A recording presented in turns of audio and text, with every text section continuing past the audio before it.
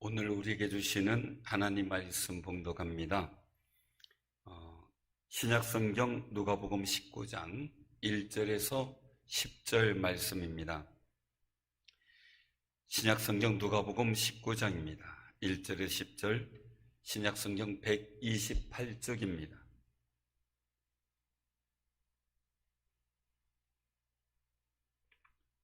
(128쪽) 봉독해 드리겠습니다. 예수께서 여리고로 들어가 지나가시더라. 삭개오라 이름하는 자가 있으니 세리장이여 또한 부자라.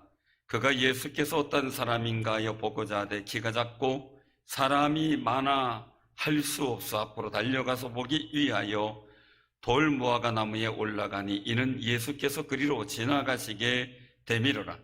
예수께서 그곳에 이르사 쳐다보시고 이르시되 삭개오야 속히 내려오라. 내가 오늘 내 집에 유하여야 하겠다 하시니 급히 내려와 즐거움이 영접하거늘 뭇사람이 보고 수군거려 이르되 저가 죄인의 집에 유하러 들어갔도다 하더라. 삭개오가 서서 주께 여짜오되 주여 보시옵소서 내 소유의 절반을 가난한 자들에게 주겠사오며 만일 누구의 것을 속여 빼앗은 일이 있으면 네 갑절이나 갚겠나이다. 예수께서 이르시되 오늘 구원이 이 집에 이르렀으니 이 사람도 아브라함의 자손임이로다. 인자가 온 것은 잃어버린 자를 찾아 구원하려 함이니라. 아멘. 이 시간 이 말씀을 통해서 같이 하나님의 거룩한 뜻을 깨닫고 또한 거룩한 은총을 받고자 합니다. 오늘 말씀 제목은 주님의 목적이라는 제목으로 전하겠습니다. 본문에 삭개오가 등장을 하지요. 이 삭개오를 가지고 어떤 분들은 그렇게 얘기를 합니다. 이런 분이 있어야 됩니다. 내가 살게요. 이걸 발음이 짧으면 삭개오 이렇게 난답니다. 그렇게 해서 정말 삭개오 같은 분이 있어야 됩니다 라는 얘기를 하는 분이 있었습니다.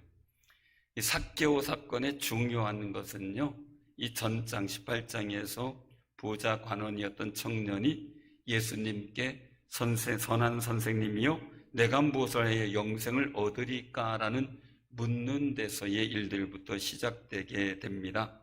이 부자관은 어려서부터 하나님의 계명을 철저히 지켰다고 고백할 정도로 자신감이 있었죠. 그런데 재물을 팔아서 가난한 자에게 주고 예수님을 따르라는 주님의 말씀에 근심하며 돌아가요.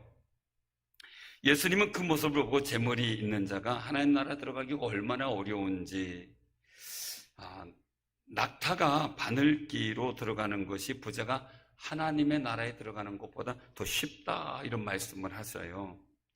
듣는 사람들이 그러면 누가 구원 얻을 수 있겠습니까? 라고 말하죠.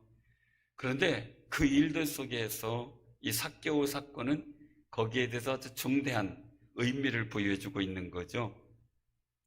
예수님 당시 여리고는요, 이스라엘에서 상당히 중요한 상업 중심지였어요. 종려나무들이 많다 그래서 종려나무의 성이다 이런 별칭도 있고요. 이 삭개오라는 이름은 히브리식 이름으로 순전하다, 정의롭다는 히브리어의 뜻을 갖고 있어요. 그래서 삭개오는 유대인이었는데 직업은 로마 제국에 채용된 세리장이죠. 당시 유대인들은 로마의 식민 통치를 받고 있었기에 이 세리들을 보고 늘 비난했어요. 민족과 나라를 팔아먹은 반역자들이라고 말이죠. 오늘 우리가 얘기하면 친일파다 뭐 이런 얘기가 되겠죠. 매우 싫어했어요. 거기에 삭개오는요, 다른 세리들을, 그런 세리들을 관리하는, 그리고 그들이 걷어들인 세금을 모아서 로마 정부에 상납하는 역할을 담당했어요. 그러니 얼마나 더 밉상이겠습니까? 당시 여리고는요, 가이사랴와 가버나움과 더불어서 이 팔레스타인 지역에 있는 3대 상업 중심지였어요. 온갖 종류의 향신료, 집산지로 알려졌고요. 그래서 유대인만이 아니라 세계 각국의 이방인들이 항상 상거래로 모여 붐볐던 도시예요. 경제적으로 번성한 도시인 여리고의 세리장이다 라는 직책을 갖고 있다면 삭개오는 많은 오해와 시기를 받았을 게 분명하겠죠. 오늘날 말하자면은 여기는 직할시나 특별시 이런데 세무서장이다 그러면은 느낌이 다르겠죠. 삭개오는 더군다나 엄청난 부를 누리고 있는 사람이에요. 그런 상황에서 이제 삭개오가 예수님이 어떤 분인가라고 해서 보고 싶어하는 마음이 있었던 그런 상황이 된 거죠. 그래서 예수님께 관심이 많은 거죠. 만나보고 싶은 생각도 들었어요. 왜냐하면 이 삭개오가 돈이 아무리 많아도 영혼의 갈급함을 채울 수 있는 그런 일들이 없었다는 거죠. 외롭고 고독했다고 볼 수가 있겠죠. 정말 이 부자 청년도 마찬가지면 삭개오도 말이에요. 물질 가지고 영혼의 문제를 해결할 수 있는 것은 아니었으니까요. 이게 우리 인생의 현주소죠. 우리는 하나님의 형상대로 지음을 받은 거룩한 존재들이에요.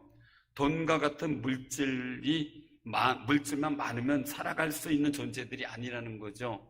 영적으로나 또한 마음적으로 주께서 주시는 평안과 은혜가 있어야 진정한 행복한 삶이 될 줄로 믿으시길 바랍니다. 삭개오의 마음은 어떤 마음이었을까? 오늘 본문에서 보면 보고자 하되라고 말하고 있어요. 예수님을 보고자 하는 거예요.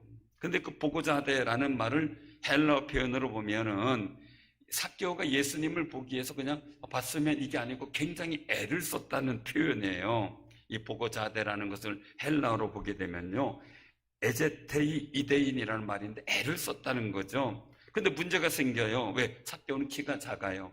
사람들이 예수님을 둘러싸고 있어요. 도무지 예수님을 볼 수가 없는 거죠. 예수님 본다고 하는 이야기는 그냥 얼굴만 보는 게 아니잖아요. 만나서 얘기도 하고 싶고, 그리고 같이 식사도 하고 싶고, 교제도 하면서 좋은 이야기 속에 자신의 영혼의 갈급한 문제를 해결을 받기를 원했겠지요. 그래서 주님을 보기에 앞으로 달려가서 예수님이 가실 길목에 돌감람나무에 올라갔어요. 이게 옛날에는 뽕나무로 번역이 됐던 것이 개정개혁에서는 이제 거기에 같이 있는 나무에 이름을 써서 돌감람나무, 이제 오늘 본문 말씀 속에서 나오는 나무의 이름을 쓴 거예요. 이 돌무화과 나무에 올라간 거죠. 근데 주님이 보시는 거예요. 삭개오야 내려오라 이거예요. 빨리 내려와라. 오늘 내 집에 유하여 하겠다라고 말씀하신 거죠. 삭개오는 급히 내려와 즐거움에 영접해요. 세리장인 삭개오는 돈이 많을지 몰라도 동족들이 죄인 취급했죠. 외면했죠. 거부했지요. 이런 상황 속에서 예수님이 자기 집에 머물겠다고 한다는 것은 굉장히 중요한 사건이죠. 그래서 6절에 보면 급히 내려오다, 즐거워하다, 영접하다라고 하면서 삭개오의 연속적인 행동을 쭉 기록해 놓은 것은요, 이 짤막하지만요, 주님을 만나는 기쁨과 즐거움이 그만큼 많았다는 거예요. 감격적이었다는 거죠. 우리도 어느 귀한 분이 온다면 정신없잖아요. 그냥 그 모든 행동이 일사천리로 진행이 되죠. 사랑하는 성도님들, 우리가 오늘 예배드리는 시간, 늘 주님 앞에 나와 기도하는 시간이 정말 이렇게 삭개오처럼 말이에요, 급히 내려오다, 즐거워하다, 영접하다는 감격적인 언어가 계속 연이어지는 아름다운 믿음의 모습이 되시길 바랍니다. 삭개오는요, 주님이 뭐라고 말씀하시기도 전에 깨닫고요, 자신의 재산의 반을 가난한 사람들에게 나눠주겠다고 얘기를 해요. 그리고 누구에겐가 뭔가 갈취하고 뺏은 것이 있다면 4배나 갚겠다고 말을 하죠. 사실 그만큼 자신이 잘 살았다는 의미도 부각될 수 있는 것이라고 할 수가 있겠죠. 만약에 4배나 갚으면요, 알거지가 되겠죠. 뺏은 게 많지 않다는 이야기도 되지만 전혀 없다는 이야기도 되겠죠. 예수님을 만나자 삭개오는 재물 따위가 문제가 되지 않는 거예요. 정말 예수님을 만나 영생의 기쁨, 구원의 감격을 누리는 게 훨씬 더 좋았던 거죠. 그래서 재물 때문에 근심하며 돌아갔던 부자 청년과는 완전히 대조되는 모습을 삭개오는 보이게 되었던 겁니다. 그리고 그런 삭개오에게 주님의 구원이 선포가 되죠. 오늘 구원이 이 집에 이르렀으니 이 사람도 아브라함의 자손이다 라고 선포하는 겁니다. 우리가 일들을 보면 진정한 목적을 이루기 위해서는 내가 아끼는 것을 포기할 줄 아는 마음이 있어야 한다는 것을 보여주게 되죠.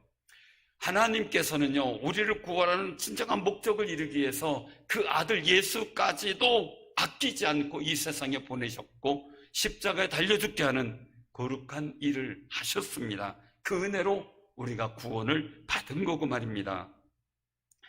사랑하는 성도님들, 삭개오 사건을 통해서 예수님께서 선포하는 중요한 목적이 있죠. 10절에 같이 한번 봉독합니다. 인자가 온 것은 잃어버린 자를 찾아 구원하려 함이니라. 아멘. 이게 바로 예수님께서 이 세상에 오신 목적을 그대로 표현해 놓으신 겁니다. 그래서 이 삭개오 사건을 통해서 보여주시는 예수님의 거룩한 은혜를, 하나님의 거룩한 은총을 우리가 기억하고 깨달아야 되는데요. 첫 번째는요, 예수님은 이 세상에 성육신 하셨다는 겁니다. 삭개오는 놀랐지요. 다른 유대인들이 자신을 경멸해서 집에도 놀러 오지 않는데 예수님이 방문하신 거예요. 사실은 말씀이 육신이 돼서 이 땅에 죄인의 모습이 인간의 모습으로 이 땅에 태어난 게 성육신의 모습이죠. 근데 오늘 이 말씀 속에서 그 같은 의미를 다시 한번 되새겨 보면요, 많은 사람들이 예수님을 영접하고 모시려고 했을 거예요. 근데 예상치 못하게 그렇게 경멸했던 삭개오의 집에서 머물겠다는 거예요. 사람들이 수군거려요. 저가 죄인의 집에 유하러 갔도다 하면서 말이죠. 자신이 멸시하던 죄인의 집으로, 미워하던 죄인의 집으로 들어갔다는 사실만을 가지고도 예수님을 비판하고 있는 겁니다. 이 수군거려라는 헬라의 말의 일들을 보게 되면 비둘기가 꾹꾹꾹꾹 하는 소리가, 비둘기가 수십 마리, 수백 마리 모여서 그 하면 엄청난 소리가 나잖아요. 벌들이 막 벌통에서 윙윙윙 거리는 소리 말이에요. 그렇게 시끄럽게 들렸다는 이야기예요. 그래서 바리새인들과 같이 동조했던 사람들이 감히 삭개오 집에는 죄인이다 그러니까 못 들어가지만 그 바깥에서 웅성거리며 죄인의 집에 들어갔다, 예수님도 죄인 아니냐라고 막 비난하고 있는 소리가 그렇게 많았다는 이야기죠. 지금 그 젊은 분들 잘 모를 거예요. 옛날에 그 코미디언 합죽이 김희갑, 막둥이 구봉서, 뚱뚱이 양훈, 홀쭉이 양석천, 비실이 배삼룡, 살살이 서영춘, 이런 분들이 옛날에 그 코미디계를 주름 잡았던 희극 배우들이죠. 그 중에 이 배삼룡 씨가 얼마나 웃겼는지 모르죠. 어떤 사람이 결심했대요. 배삼룡 씨가 출연하는 코미디를 보면서 오늘은 아무리 당신이 웃겨도 나는 결코 웃지 않겠다라고 속으로 결심을 하고 보다가 결국 몇 분도 못 돼가지고 그냥 웃음을 터뜨리고 말았다는 그런 이야기도 있어요.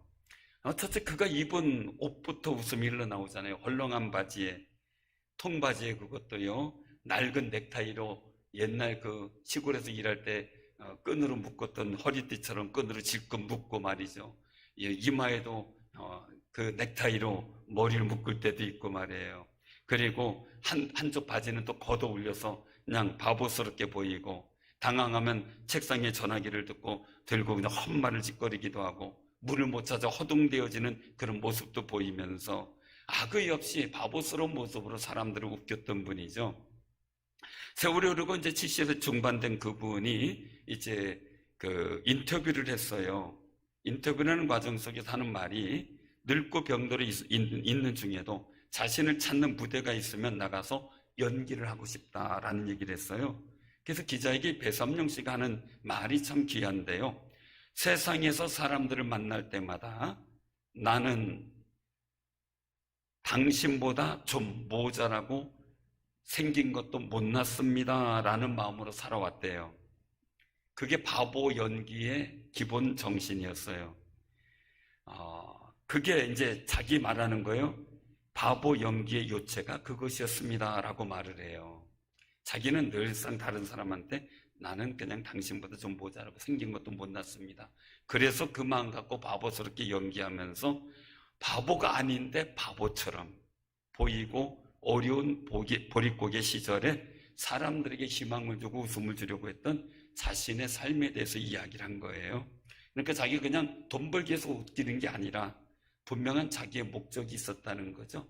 자기가 멀쩡한 사람인데 생긴 것도 그렇게 못난 건 아닌데 못나 보이게 만들고 바보스럽게 해서 사람들에게 웃음을 주려는 목적 말이에요.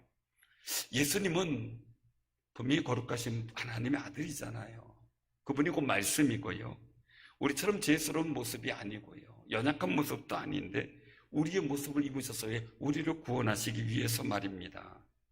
히브리서 2장 17절에서 18절에 보면 그러므로 그가 범사에 형제들과 같이 되시 마땅하도다. 그가 여기서 예수님을 말하죠. 이는 하나님의 일에 자비하고 신실한 대제사장이 되어 백성의 죄를 속량하려 하심이라. 그가 시험을 받아 고난을 당하셨은즉 시험 받는 자들을 능히 도우실 수 있느니라 라고 말씀을 하셔요. 예수님께서 죄인의 모양인 육신으로 오셔서 고난을 당하신 이유가 있었던 거죠. 왜냐하면 죄인인 우리가 받는 고난 속에서 이기도록 도와주시기 위함이었다는 겁니다. 사랑하는 성님들, 그래서요 예수님은 죄인의 집이라고 비난을 받는 삭개오의 집에 들어간 거예요. 그를 구원하시기 위한 목적을 이루기 위해서 죄인이라는 비난도 감수하셨어요.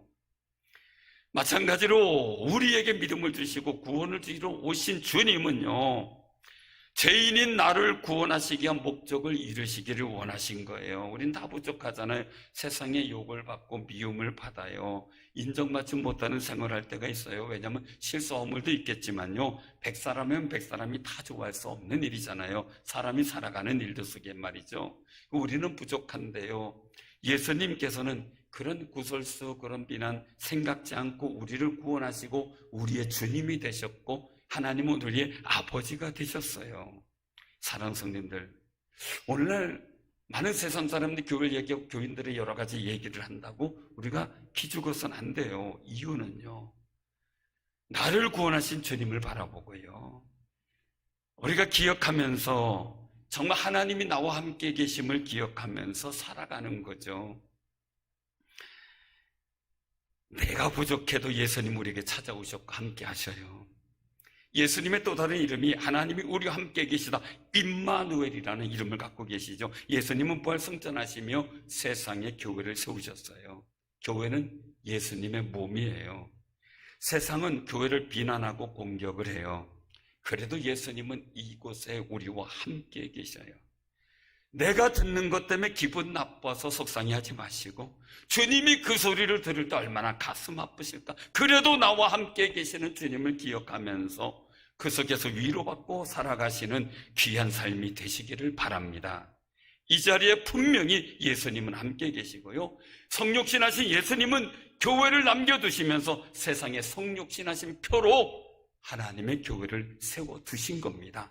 그 교회 안에 살아가는 여러분들에게 정말 성육신하신 하나님의 거룩한 은총이 늘 임하는 역사가 있기를 바랍니다. 두 번째는요 예수님을 시기한 사탄은 교회와 성도도 시기한다는 겁니다. 예수님께서 삭개오의 집에 들어간 것은 바리새인들에게 충격이에요. 자신들이 율법적으로 죄인이라고 비난하고 미워했던 집이잖아요. 근데 어떻게 보면요 사실은 부자였기 때문에 더 시기했을 수도 있는 거지요. 또 예수님께서 말씀을 전하시고요 능력의 역사를 보이셨는데 그것도 시기하고 미워했잖아요. 그동안 시기하고 미워한 삭개오 집에 시기하고 미워했던 그 예수님이 들어가는 거예요. 그러니 얼마나 감정이 복잡하겠어요.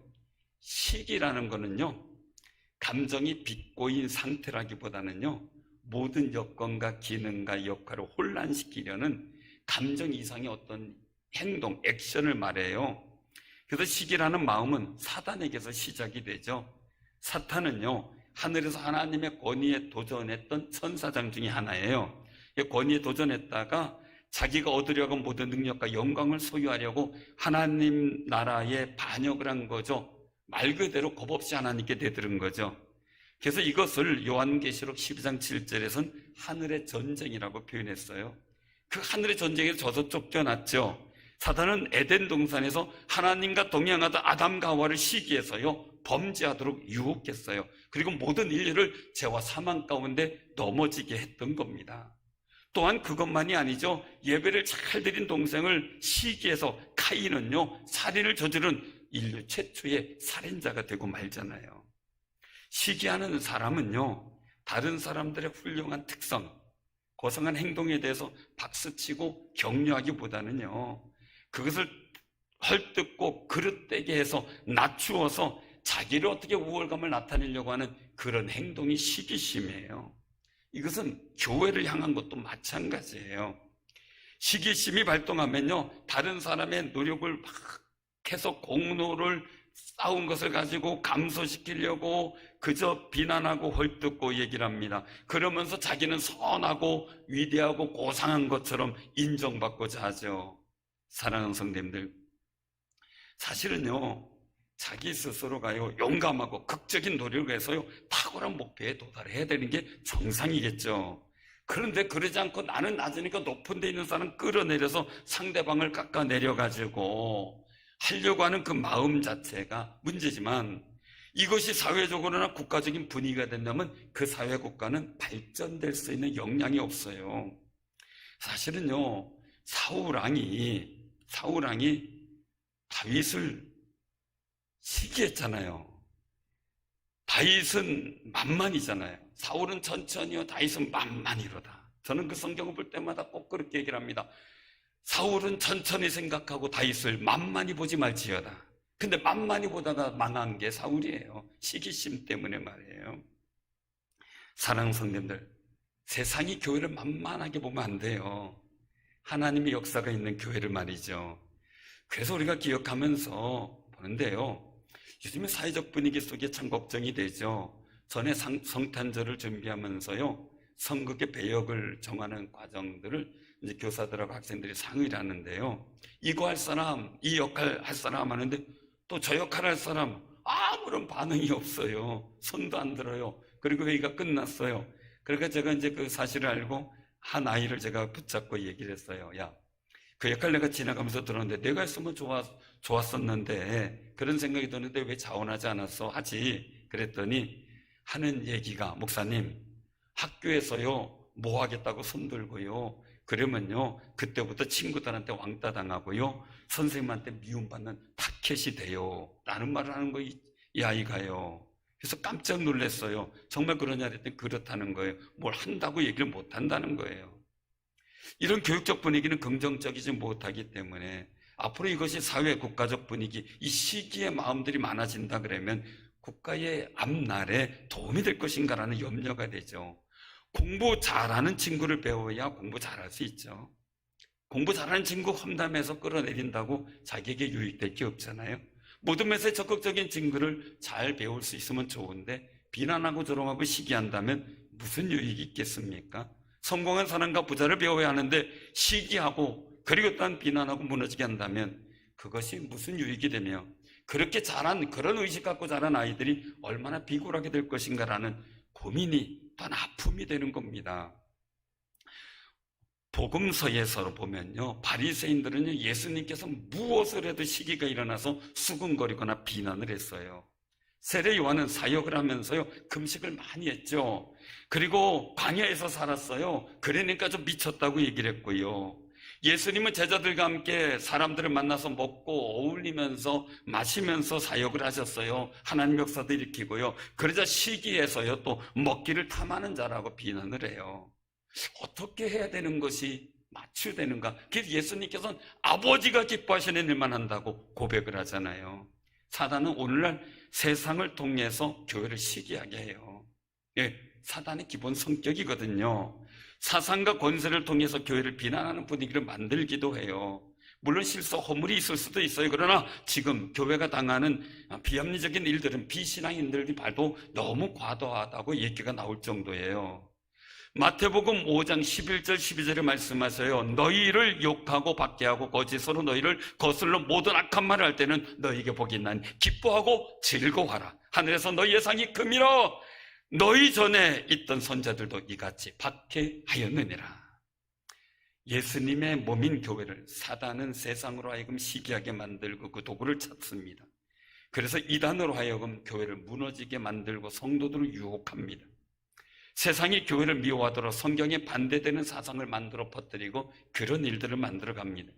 옛날부터 교회에 대한 시기가 심했던 시대에는 제도를 만들어 전도나 예배를 드리지 못하도록 만든 때도 많았습니다. 예수님께서 이에 대해서 미리 말씀하셨죠. 요한복음 15장 18절 19절에 보면 세상이 너희를 미워하면 너희보다 먼저 나를 미워한 줄 알라.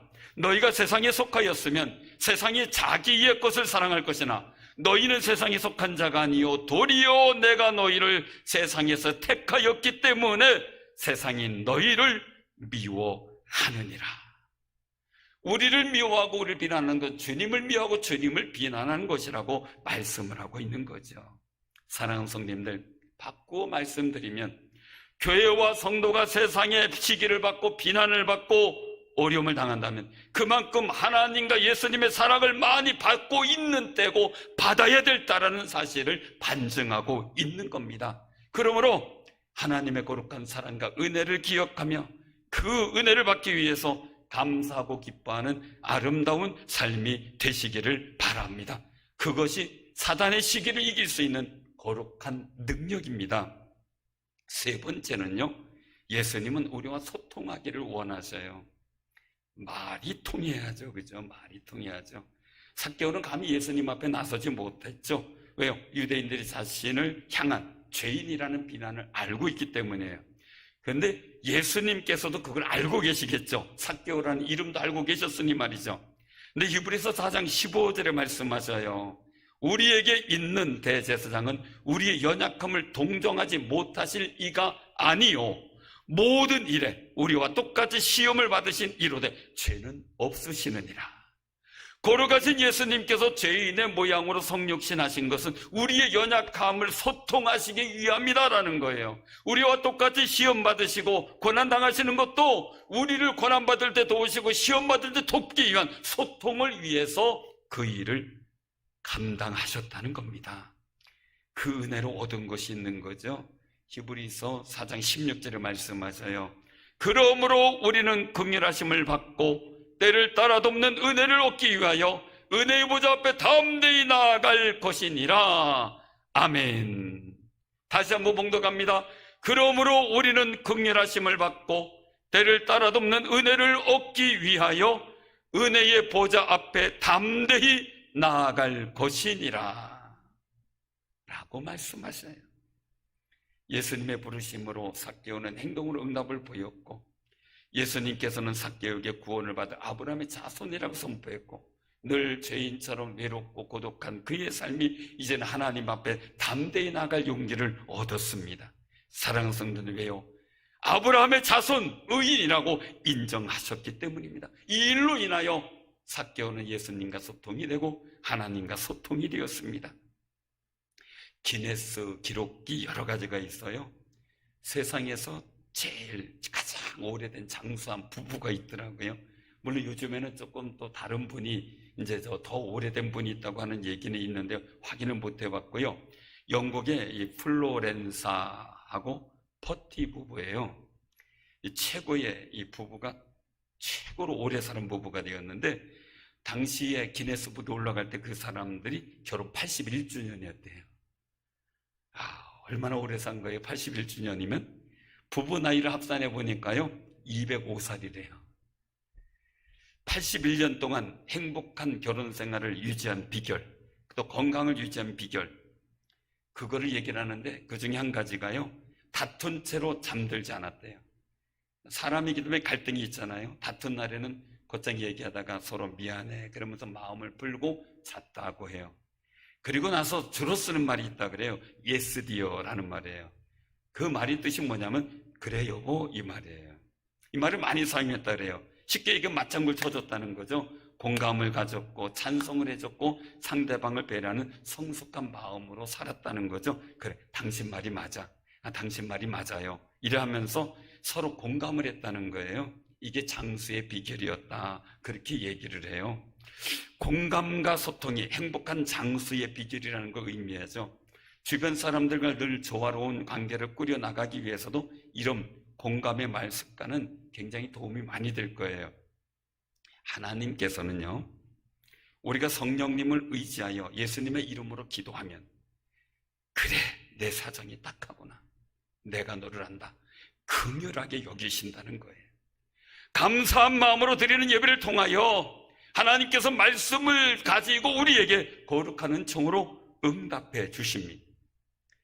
예수님께서 이 땅에 성육신 하시는 그 일들은 우리로 하여금 예수의 이름으로 기도하게 만들고 예배드리게 만들고 하나님 앞에 나아갈 담력을 얻게 함으로 말미암아 하나님과 소통하게 만들어 놓으신 거예요. 근데 이 소통을 사단의 시기에서 아담과 하와와 하나님이 단절되게 한 것처럼 우리를 단절시키려고 하고 있는 거죠. 우리는 하나님께서 예수님을 통해 이룬 이 소통의 터널을, 이 통로를 끊임없이 유지하고 지켜나가는 귀한 삶이 되어야 될 줄로 믿으시기를 바랍니다. 요한 3서 1장 2절에 그 말씀을 하죠. 사랑하는 자여, 내 영혼이 잘됨 같이 내가 범사에 잘되고 강건하기를 내가 간구하노라 하신 거룩한 은혜가 예수님을 통해 이루어진 하나님과의 소통의 관계를 통해서 영적 통로를 통해서 복된 역사를 만들어가는 은혜가 되시기를 바랍니다. 세상을 바라봅니다. 세상은 교회를 어렵게 하고 시기하고 비난할지라도 예수님은 교회를 통해서 세상이 하나님과 소통되기를 원하십니다. 그래서 우리가 전도해야 되는 거고, 그래서 우리가 기도해야 되는 거고, 그래서 우리 지역사회를 섬겨야 되는 거죠. 선교하고 말이죠. 사랑하는 성도님들, 그래야 우리가 사는 세상에도 하나님의 나라가 이루어지기 때문입니다. 비록 우리가 어려움을 당하고 여러 가지 곤란한 일을 당하는 상황이라 할지라도 우리 예수님께서 이루려고 하신 목적이 우리를 통해 이루기를 원하고 계시는데 그 뜻이 이 땅에서 이루어지기를 기도하는 귀한 삶이 되시기를 바랍니다. 예수님은 예수님 목적을 이루기 위해서 이 세상에 성육신 하셨습니다. 첫 번째 중요한 게 성육신한 겁니다. 그리고 교회를 세우셨습니다. 예수님을 시기한 사탄은 교회와 성도도 시기하고 비난합니다. 삭개오 집을 비난하듯이 말입니다. 그러나 예수님은 삭개오와 소통했듯이 비난과 어려움이 있어도 우리와 함께 하시고 우리와 소통하기를 원하십니다. 그래서 우리를 통하여 하나님의 거룩한 뜻이 이루어지기를 원하는 거죠. 그 거룩한 은혜 가운데 서 있는 여러분들에게 주님께서 원하시는 거룩한 목적이 이루어지는 승리자들이 다 되기를 주님의 이름으로 축원합니다. 기도하겠습니다.